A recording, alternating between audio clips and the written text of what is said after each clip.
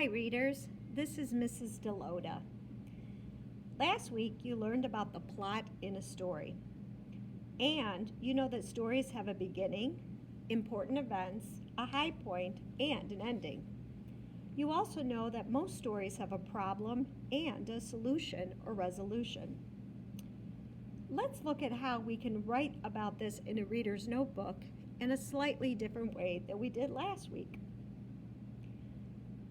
Last week, when we did our story map, we shaped it like a mountain, with the beginning or problem at the base, the events going up the side, the high point or resolution at the top, and the ending or solution at the other base of the mountain.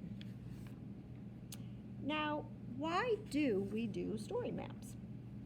Well, remember that a story map can help us understand the story better and help us think about and remember each part of the story.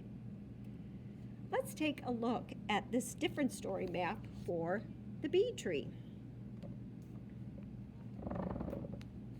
On this story map, we start with the date, the title, but instead of starting with the problem, we actually start with the setting. So remember that the setting is where the story takes place. If I think about the bee tree, I know that it took place at Mary Ellen's house, in her garden, and around their town. Next, I'm going to talk about the characters. That's the people in the story. In this story, the characters were Mary Ellen, her grandpa, and their neighbors. The next section talks about the problem. Mary Ellen is bored with reading. Then I look at some of the major events. Grandpa starts the hunt for a bee tree, and lots of people join the hunt. After events is the high point. They find the tree and the honey. And the ending is last. Grandpa gets Mary Ellen to enjoy reading.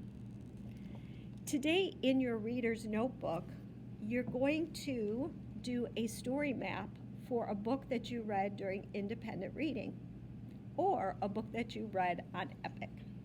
Remember that you're going to first turn to choosing books to record the name of your book and the author. Next, you'll turn to writing about reading and set up your story map like this. When you're finished, take a picture and send it to your teacher so they can see the awesome work that you've done.